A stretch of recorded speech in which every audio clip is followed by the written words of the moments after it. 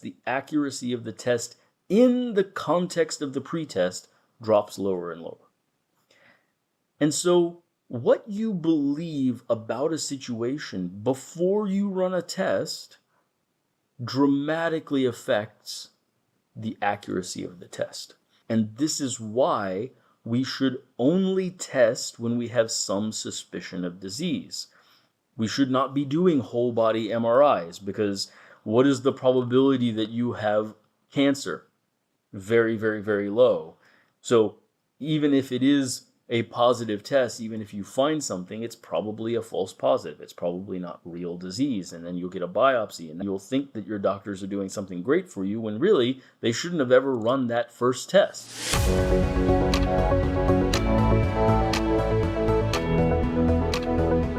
So, Bayes' theorem. This is one of the most critical things to understand that I always want to explain to patients, to other clinicians. Most doctors don't even understand this that well. And so I keep trying to find new ways to explain it. Hopefully through repetition we'll get there. So we're going to start with an unconnected scenario, or a scenario that seems disconnected, so we can understand how medical testing really works. In this scenario, imagine you're a jewel merchant. You're trying to buy jewels so that you can sell them, and there's a new supply of diamonds that are made in a lab that are visually indistinguishable from natural, real diamonds. But, of course, they're worth much less, so it's important to tell the difference. Now, how could you tell the difference? Well, imagine there's a new device, and it can scan for luminescence patterns and use an AI to tell the difference, whatever, however it works, right? There's a new device, and it can tell the difference between lab-made diamonds and real diamonds, or fake diamonds and real diamonds, we'll call them. But how could you know how accurate that device is? You would want to quantify the accuracy of the device if you're depending on it. So the way these devices would be quantified is at the factory, you would take 10,000 jewels, you would label the fake ones and the real ones, you'd put them all in a bag, and you'd shake them up, and you would feed them one by one to the device. And then after the fact, you would go back and you would see how well the device performed. And you would analyze the device's performance by how well it was able to tell that real diamonds were real and how well it was able to tell that fake diamonds were fake. Those are two different things. So let's say that for real diamonds, when you go back and look at the data, out of the 100 real diamonds in the bag, the machine was right 70% of the time. That is, it called 70 out of the real diamonds as real, and it made a mistake and thought they were fake 30% of the time. Now for fake diamonds, it did better. 90% of the time, it realized that fake diamonds were fake, but 10% of the time, it thought that fake diamonds were real. So we could quantify the accuracy of this device by saying that it's right 70% of the time for real diamonds and 90% of the time for fake diamonds. Now, let's say you make a newer, better device, because 70, 90%, that's not that great. You do the same thing. New device, improved AI, whatever, and you do the same test. 10,000 jewels, 100 real, 9,900 fake, and you put them through the device. This time, version 2.0 of the device, 99% of the time, it calls real diamonds real, and 99% of the time, it calls fake diamonds fake. So it is accurate in both cases, both for real diamonds and fake diamonds. It's 99% accurate. Now, we have names for this for medical testing, and that is, we call the times where the device is right for real diamonds as sensitivity, and the times where it's right for fake diamonds as the specificity. So for real diamonds or real disease, for times where the person actually has the disease that we're testing for, sensitivity is how many errors are made, how many false negatives exist. And that's why we call the sensitivity the false negative rate. Specificity, on the other hand, is the false positive rate. Fake disease, fake diamonds, how often does the device make a mistake and call a fake diamond real, or a person that does not have the disease, but the test says that they do. That's a false positive. So specificity is also called the false positive rate. So that's all great. Who cares? Let's back up and do some math. I know, not everybody's favorite thing, but we'll make it as painless as possible. So when we choose a diamond at random from this bag of 10,000 jewels, what is the probability that it's real? Well, 1%, right? 100 out of 10,000 is 1%. So just choosing at random, there's already a 1% chance that this diamond is real.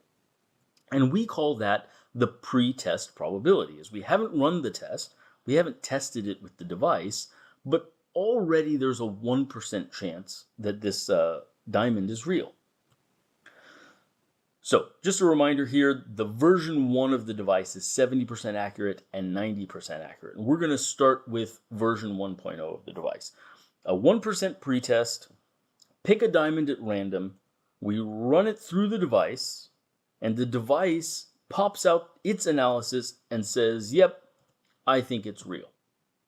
Now, what is the probability that the device is right? And if you didn't do this math, you might say, well, it says that it's real, and out of all the times it says it's real, it's right 70% of the time, so maybe the chance is 70%. Or you say, well, it doesn't say that it's fake, and so it's right 90% of the time in those cases, so maybe it's 90%, right? And neither of those is correct. Here's how that math is correctly done. You say, well, we know that the device says that it's real, so we're going to take all the times where the device says it's real and we're going to analyze those.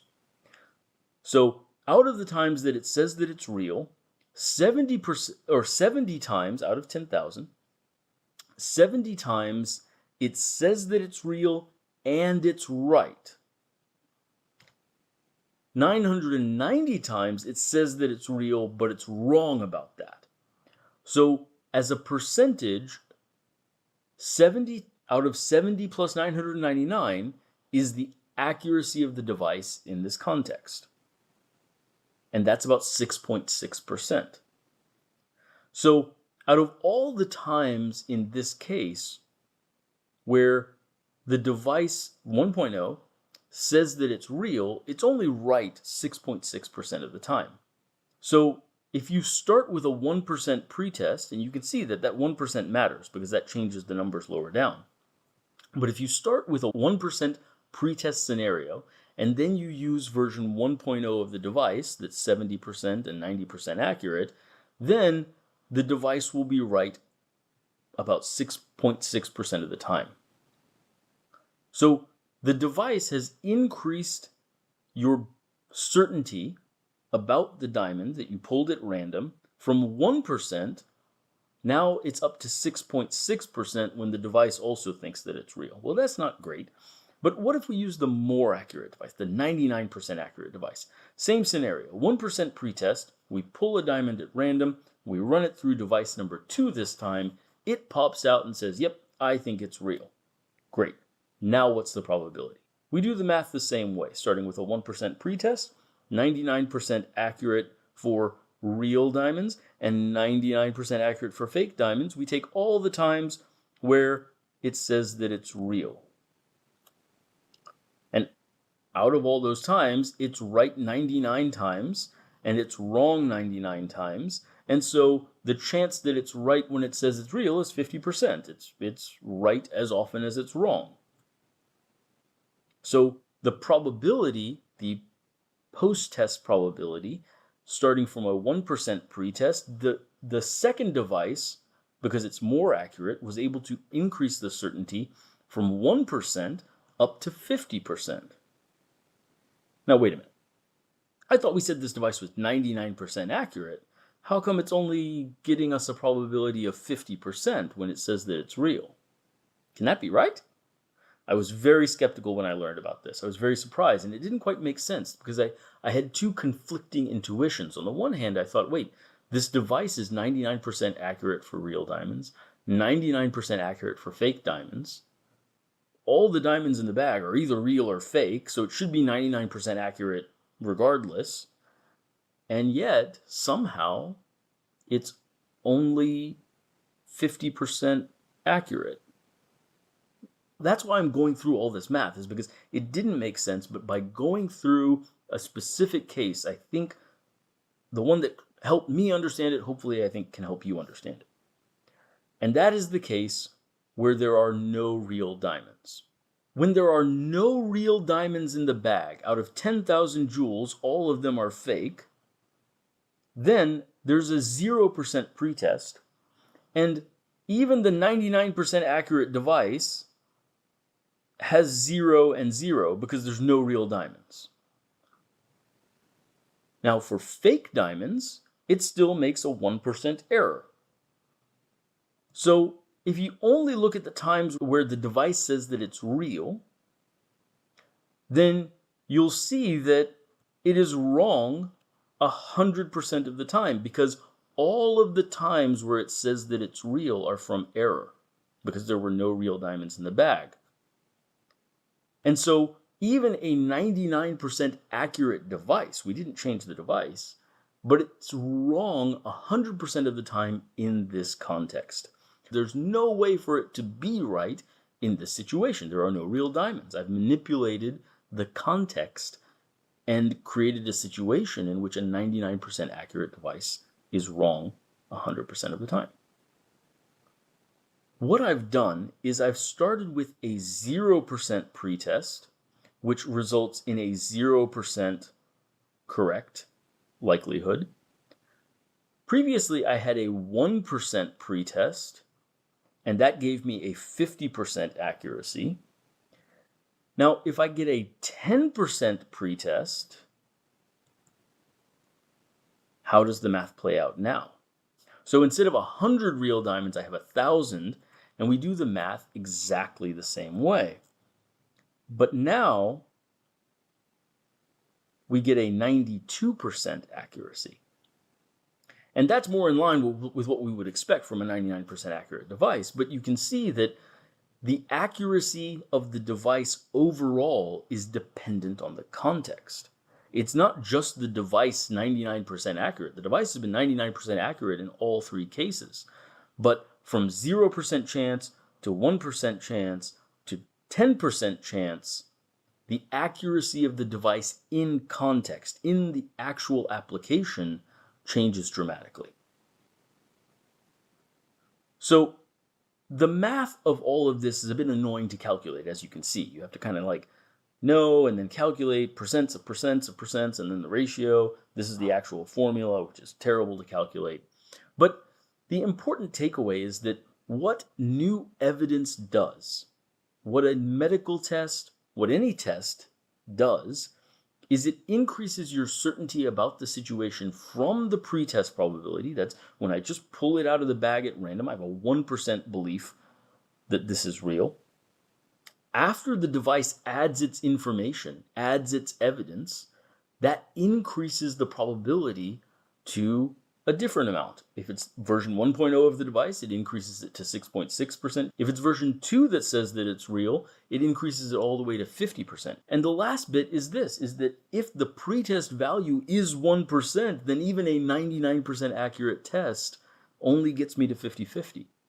And a 70/90% accurate device only gets me to 6.6%, up from 1%. So if you have a medical device that says, well, this device has a false positive rate of only 10%, that's version 1.0 of the device. And if the false negative rate is 30%, well, that actually means that in certain scenarios, it will not be a very useful test. That's sort of how the flu test performs. But when pretest values are very low, then even very high quality testing doesn't help. So if someone comes to me and they're 45, they have a cough, they have a sore throat, but they have no fever, they have no pus on their tonsils, no swollen lymph glands, and I do a strep test and the strep test is positive, well, the strep test is a very good test. But the symptoms I have given you have a very, very low probability of being strep. So the test is very unlikely to be correct. The probability of strep in such a patient that I described to you is less than 1%. So even the accurate test only will increase my probability to 20 or 30%. So how can we tell how accurate a test is in context? Well, I made a little app for that. And the point of the app is just to do the math for us so we can see how changes in test accuracy or changes in pretest probability affect the accuracy of the test in context. So here is the app version of the same concept. If we start with a 1% pretest, version 1.0 of the device, 70%, 90%, we end up with a positive post-test probability or a positive predictive value of 6.6%. If we increase this up to 10%, the post-test probability goes up to 43%. If we use a 99% accurate device, that's version 2.0, with a 10% pretest, we end up with 92% positive predictive value. So we can then play around, even with a 99% accurate test, and we can say, well, what if we gradually lower the pretest probability? And you can see that as we lower the pretest probability, the positive predictive value, that's the accuracy of the test in the context of the pretest, drops lower and lower. And so what you believe about a situation before you run a test dramatically affects the accuracy of the test. My usual example is mammograms. If we start doing mammograms in every 20-year-old female in the US, or every 30-year-old female in the US, well, the probability is very, very low. And so even if mammograms were 99% accurate, which they're not, the post-test probability would be very low, meaning that of all the positive mammograms you got, 99.99% of them would be false positives. That's what that means, is that even after a test, if you ran a mammogram in 20-year-old females, and you got a positive mammogram saying there is cancer, 99.99% of the time, that would be a false positive. Now, breast cancer is more common in 30-year-olds. And so a positive mammogram in 30-year-olds would give you a 1% positive predictive value, meaning only 99% of those would be false positives, not 99.99%.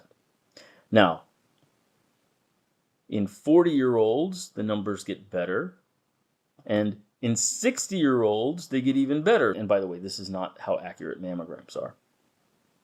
They're actually much less accurate than that. It's actually more like the version 1.0 of the device.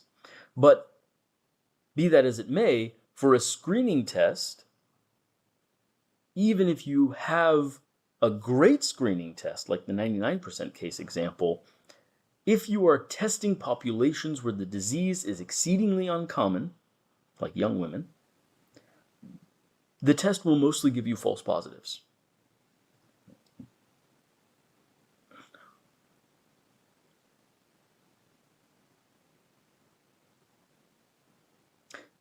The same is true of biopsies. Biopsies also have an error rate. So of those 99.99% false positives, you'll biopsy them.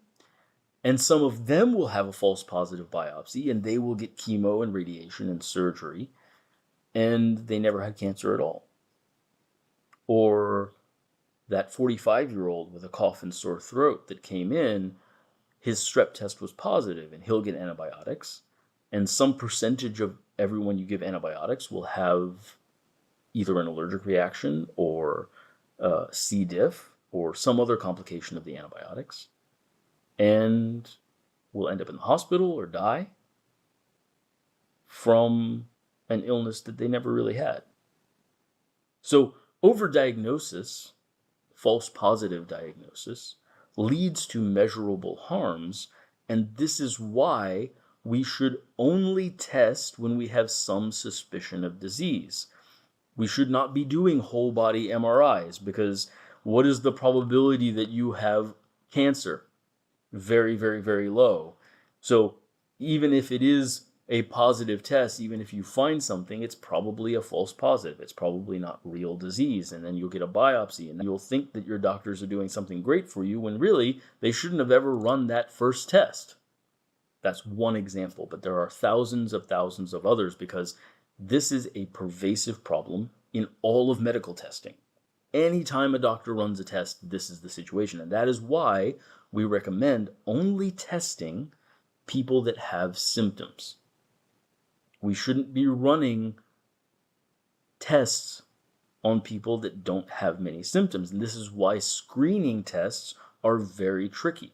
That's why recently the Nordic trial has struggled to find any benefit of doing colonoscopies. That's why mammogram trials have not shown any benefit to doing mammograms.